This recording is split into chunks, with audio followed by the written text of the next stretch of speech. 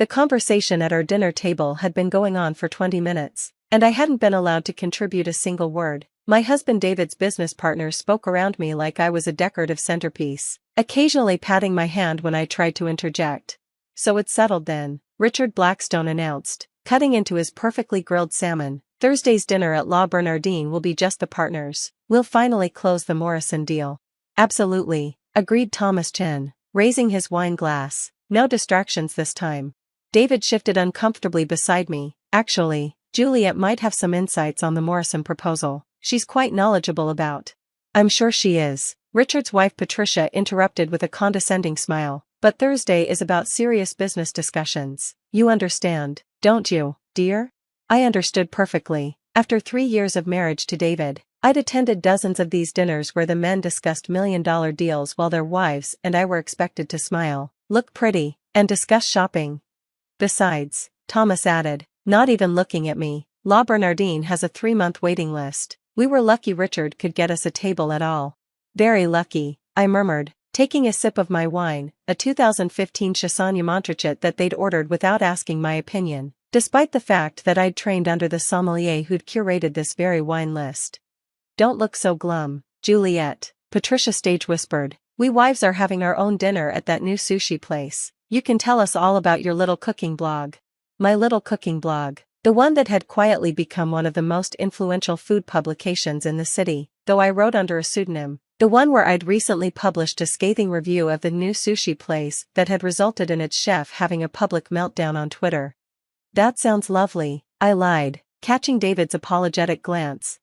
"Seriously though, David," Richard leaned back in his chair, the leather creaking under his self-importance. "Wives at business dinners are a distraction. Remember what happened with Morrison's wife at the last quarterly meeting?" "She corrected his math," I said quietly. "Exactly," Richard boomed, missing my point entirely, completely derailed the presentation. "Morrison was humiliated. Because his projections were off by 30%, I added. Richard waved dismissively. "Details. The point is, Thursday needs to be focused, professional. No offense, sweetheart, but you probably wouldn't understand half of what we discuss anyway." "None taken," I replied, though David's hand found mine under the table, squeezing gently. He knew better. He'd seen me review restaurant PLS in my sleep, negotiate with suppliers in 3 languages, and build something from nothing, but his partners saw only what they wanted to see, a pretty young wife who must have married up. "Where is this dinner again?" I asked innocently. "La Bernardine," Thomas repeated slowly, as if I might have trouble with the French pronunciation. "It's a very exclusive restaurant, Michelin stars, impossible reservations, the whole 9 yards." "I've heard of it," I said mildly. Patricia laughed. "Of course you have, dear. Everyone's heard of La Bernardine, though I doubt any of us could get a table without Richard's connections." "My college roommate knows the maitre d'," Richard bragged. "Took some serious string pulling, but for the Morrison deal, worth it." The waiter appeared to refill our wine glasses, and I noticed the subtle way his eyes widened when he saw me. Philippe, one of my former sous chefs who'd moved to this restaurant after I'd recommended him. I gave him the tiniest shake of my head, and he smoothly continued his service without acknowledgement. "Speaking of La Bernardine," Patricia continued, "did you all see that review in the Times last month? They called it a transcendent temple to French cuisine. Can you imagine creating something like that?" "The chef must be a genius," Thomas's wife, Linda, sighed dreamily. "I heard she trained in Paris under Ducasse himself." "She?" Richard scoffed. "The executive chef is some guy named Bernard something." "Bernard Laurent is the executive chef de cuisine," I corrected gently. "The chef owner is someone else." "Whatever," Richard dismissed. "Point is, Thursday's dinner will be at the best restaurant in the city, with just the serious players. No offense, ladies, but million-dollar deals require a certain atmosphere." "An atmosphere without women?" I asked. "An atmosphere without distractions," Thomas corrected, though his smile was patronizing. "You have to understand, Juliet, business at this level is complex. It's not like running a household or planning a dinner party." David's grip on my hand tightened. He'd watched me plan dinner parties for 300 people, orchestrate service that ran like clockwork, manage budgets that would make his partner's deals look like pocket change, but I'd asked him to keep my secret, and he had. "Of course," I said smoothly, "I'm sure your dinner will be everything you hope for." The conversation moved on to other topics, their golf games, their portfolios, their important connections. I contributed appropriate nods and smiles while mentally reviewing Thursday's menu. We were debuting a new tasting course that night, and my sous chef had been nervous about the soufflé timing. As we prepared to leave, Richard pulled David aside. "Seriously, man, leave the little woman at home Thursday. This is big boy stuff." "Juliet understands," David replied tightly. "Good man." Richard clapped him on the shoulder. "La Bernardine, 7 sharp. Don't be late, you know how these fancy places are about punctuality." I knew exactly how these fancy places were about punctuality. I'd written the reservation policy myself. Thursday arrived with the kind of crisp autumn evening that made the city shine. I stood in my office above La Bernardine's kitchen, watching through the one-way glass as my staff prepared for service. The kitchen moved like a ballet, each person knowing exactly their role in the choreography I'd designed. "Chef," my maitre d' knocked softly, "the Blackstone party has arrived. Table 7, as you requested." "Thank you, Henri." I tied my apron, the one with the subtle JL, monogrammed on the chest, my actual initials, Juliette Laurent, though everyone assumed it stood for someone else. "Send the amuse-bouche with my compliments. I'll be down shortly." Through the security monitor, I watched Richard and his group settle into their seats, already loud with self-importance. David looked uncomfortable, checking his phone repeatedly. He'd texted me 6 times already, apologizing again for not defending me more strongly. "It's fine," I'd replied. "Enjoy your dinner." If only he knew how much I meant it. I made my way down to the kitchen, where my team snapped to attention. 3 years of anonymity had been challenging but necessary. I'd wanted to build something on my own terms, without the baggage of being David's wife or dealing with investors who thought a woman couldn't possibly run a kitchen of this caliber. "First course out in 5, I called, moving to the pass to inspect each plate. "Let's show table 7 why we have 3 Michelin stars." The dance began. Course after course flew out of the kitchen, each one a small masterpiece. Through the service window, I could see Richard's table growing quieter with each dish, their business discussion forgotten in the face of culinary perfection. "Chef," Philippe appeared at my elbow. "Table 7 is asking about wine pairings for the 5th course. Send Henri, tell him to recommend the Burgundy, but let them think it's their idea." I watched Henri work his magic, Richard predictably choosing the exact wine I'd suggested, then bragging to the table about his sophisticated palate. David, I noticed, had barely touched his 4th course. He kept glancing around the restaurant as if looking for something, or someone. "Chef, we have a problem." My sous chef Marcus rushed over. "The soufflé for table 12 collapsed. We need to restart, but that'll throw off the timing for switch 12 and 7. I decided quickly. Give 7 the intermezzo early, tell them it's a special palate cleanser. That gives us 20 minutes for the new soufflé. "Yes, chef." This was what Richard and his boys' club would never understand. Running a restaurant at this level wasn't about having connections or writing checks. It was about split-second decisions, managing chaos, leading through crisis. Every service was a $1 million deal, except the stakes were higher: people's celebrations, their memories, their trust. "Table 7's ready for the meat course," Marcus reported.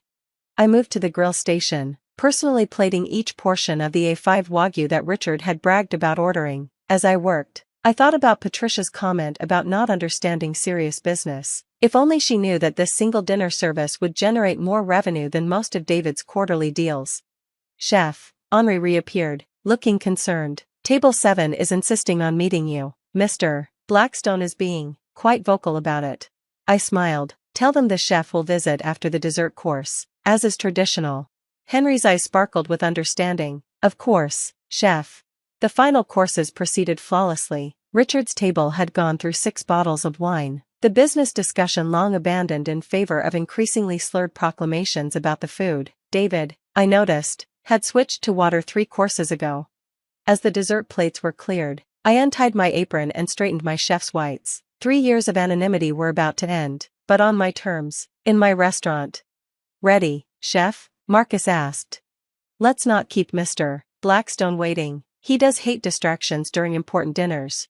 I walked through my dining room, accepting quiet congratulations from other tables, until I reached table 7. The men looked up with the satisfied stupor of those who'd eaten exceptionally well.